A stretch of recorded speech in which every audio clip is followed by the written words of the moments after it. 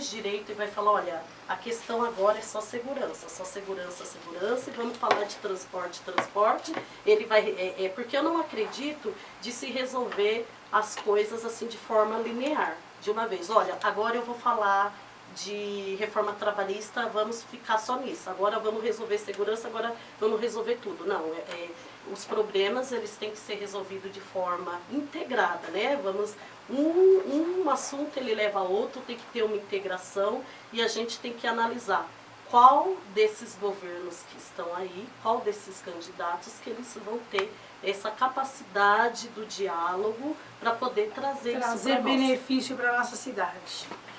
De todo jeito,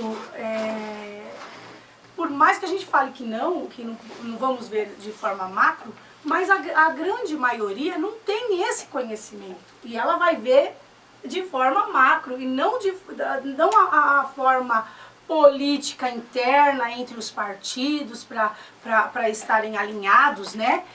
As pessoas não têm muito essa visão. As pessoas ela não têm essa visão, mas tem que ter. Mas a política ela se dá no Congresso Nacional. Os deputados e o Senado, junto com o governo federal, eles estão fazendo a política e nos representando. Quando eles vão lá para a mesa dialogar e fazer política, eles também vão pensar na reeleição, vão pensar cada um no seu estado, cada um no seu eleitor. Sim. Né? Por falar em deputado, eu tenho a gente ouviu muito falar disso, né? Nós temos 2 deputados federais que foram eleitos por Guarulhos, que é o Eli Correia e o Eloy Pietá. Né? E por incrível que pareça, os 2 foram federal. É o deputado Eli Correia e o Alencar, perdão. E os 2 são de Guarulhos, né? Tiveram votação, a mesma votação em Guarulhos, que foram em torno de 18 mil votos. Só que nós temos um terceiro que era candidato federal, que não foi eleito, mas ele teve uma votação maior do que o Alencar e do que o próprio Eli Correia. Então, vocês acham que isso vai refletir na nossa política para 2020, para a prefeitura? Porque Eloy Pietá foi candidato a prefeito em 2016 e Eli Correia também. Né? Então, e são futuros aí, pessoas que estão falando que provavelmente vêm para a prefeitura em 2020. Vocês acham que vai refletir? Porque o Eloy Pietá, embora não eleito, o Eloy Pietá, ele teve 52.773, sendo 48.192 aqui em Guarulhos. Enquanto que o Eli Correia teve 90 mil, e aqui em Guarulhos ele teve 18.029 votos, ou seja, 30 mil votos a menos que o Eloy Pietá. Eu queria saber se vocês acham que reflete. Antes de fazer essa consideração, só contrapondo um pouco a doutora Rosi, no seguinte sentido, para eu ser justo nos meus critérios, não é? O Bolsonaro foi deputado, nunca comandou executivo. Lula também não tinha comandado. Então, assim, há uma situação similar aí, né? Eu entendo que o presidente, ele norteia toda a direção da nação. Por isso que a gente ouve falar muito de Paulo Guedes. Quem que é Paulo Guedes? Paulo Guedes é o possível chefe da equipe econômica do governo federal do Jair Bolsonaro, caso vença. Então, por isso que as pessoas jogam tanto holofote para ele, o general Heleno, que são as pessoas que estão por trás de toda a estruturação do governo. É interessante a gente saber.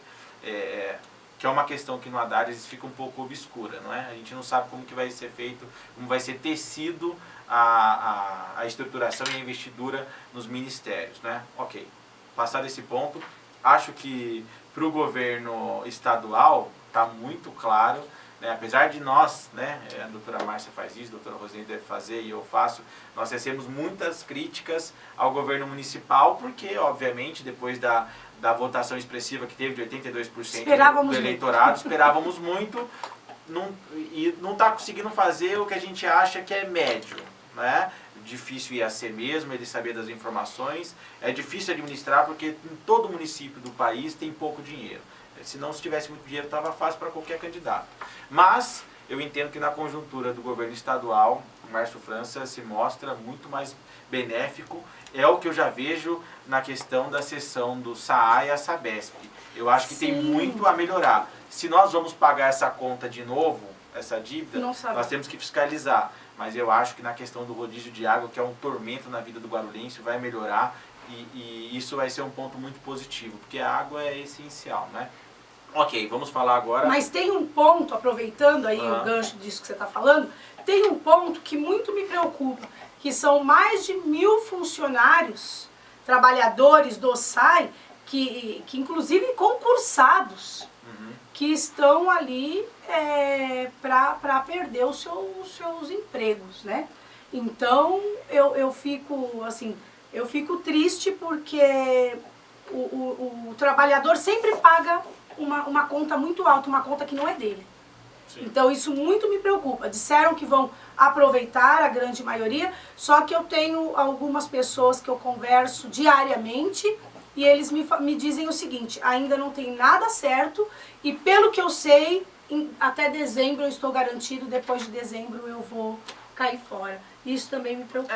Tem que fazer, toda transição de um sistema para o outro, toda transição dessa magnitude, sempre gera alguns malefícios, não é? Sim. Mas isso, toda mudança... Mas sempre é o mais fraco que perde. E isso me entristece. Então, mas se a cidade for ganhar com a falta de rodízio, algum prejuízo vai ter. É difícil ser o ganha-ganha, né? Mas às vezes eu penso... Mas dá para tomar conta dessa transição. Sim. Às vezes eu penso, é melhor eu ter um dia sim, um dia não a água e manter o emprego de um trabalhador lá, do que eu ter água todo dia à custa de mandar 1.000 funcionários embora. Olha, então eu ainda tenho que analisar bem isso, porque eu ainda não digeri.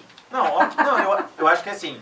Outros 1.000 funcionários que estão neste local, não sei nem se não dá juridicamente para aproveitar, eu sei que tem a questão do concurso público como entrada, mas eu não sei se nessa modalidade não haveria como uma possibilidade de você aproveitar, mas outros 1.000 funcionários vão ter que ocupar esses lugares. Então, se você for pensar na situação macro, numa conta, 1.000 ficam sem, 1.000 ficam com.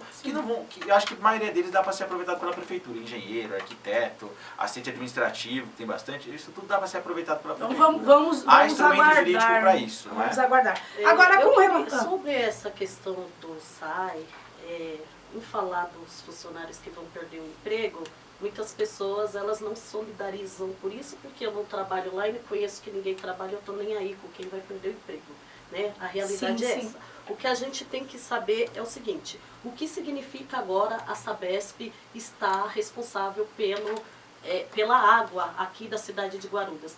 Na Defensoria Pública, nós temos um número muito grande da população de baixa renda que está com dívida com o SAI.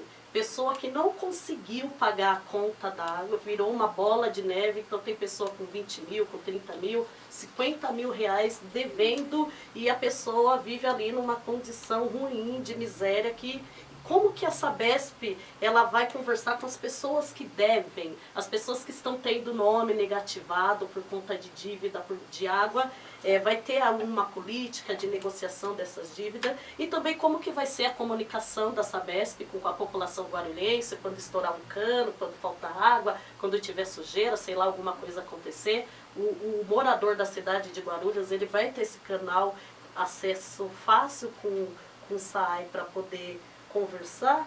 E a Sabesp, ela vai continuar assumindo como uma estatal, como uma empresa pública, ou a Sabesp daqui uns meses vai falar, nossa, tem muita dívida, eu não aguento mais, não suporto, não dá para administrar, nós vamos ter que vender a Sabesp a preço de banana para uma empresa privada. Nós vamos ter que ficar muito de olho nisso, porque realmente são pontos que a gente tem que observar. Bom, com relação à pergunta que eu fiz para vocês, até porque eu vou pedir mais uns 10 minutinhos aqui, porque nós nos atrasamos, mas eu quero falar a respeito dessa última pergunta que eu havia feito. Sobre os candidatos. Sobre os candidatos. Eloy Pietá, que não venceu, e Eli Correia, que venceu. Só que Eli Correia venceu, mas em Guarulhos ele só teve 18.029 votos, o que eu acho muito pouco para um candidato que foi candidato a prefeito e foi para o segundo turno da nossa cidade. Então eu acho que o número de voto dele foi baixo. E com relação ao Eloy, que não foi eleito também em 2016, mas ele teve aqui na nossa cidade de Guarulhos 48 mil votos, ou seja, 30 mil votos a mais que ele Correia. O que vai refletir isso para 2020? Primeiro a gente tem que partir do seguinte conceito: o que é um candidato da cidade? É o candidato que se diz de ser da cidade, é o candidato que mora na cidade, ou é um candidato que tem em todo o seu mandato o foco voltado especialmente para aquela cidade? Primeiro que nenhum deputado de uma cidade só. Sim. Né? Não sei, talvez aconteça até de deputados serem só da capital de São Paulo, que comporta isso. Agora, nenhum candidato vai ser exclusivamente de Guarulhos, exclusivamente de São José dos Campos, etc. e tal. O papel dele é um papel mais abrangente.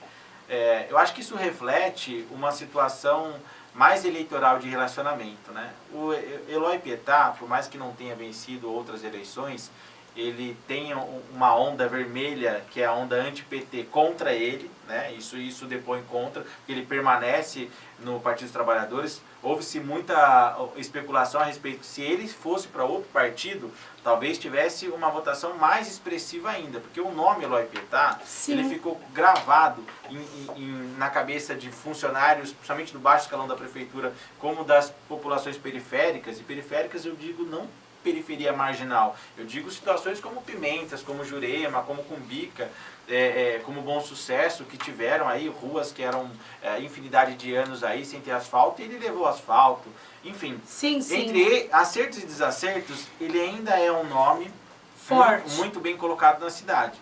Tá aí a expressão dele, 48 e mil eu não votos vi na campanha cidade. dele na rua, eu não vi, não sei se alguém viu, mas eu não vi, eu vi fazendo um vídeo ou outro, mas eu não vi campanha dele na rua. Ao contrário do outro deputado eleito, que eu vi muita gente na rua fazendo campanha. Eu acho que isso repercute principalmente, Márcia, na sucessão 2020. Isso, é isso que eu você acha que repercute, que eu também acho. Eu acho que assim, o Eli não teve uma boa votação no segundo turno, aliás, foi uma campanha aí que marcou o país, né? Sim. O Guti teve uma expressão proporcional de votos que talvez tenha esmagadora, sido mais bem votado proporcionalmente no país. Sim. E o que se esperava também, estou falando de acordo com as especulações que nós fazemos aqui em Guarulhos, que o Eli, em virtude da quantidade de candidatos, né, a vereadores pelo Democratas, que ele é o presidente do partido aqui no município, em Guarulhos tivesse uma votação mais expressiva. Tanto que algumas pessoas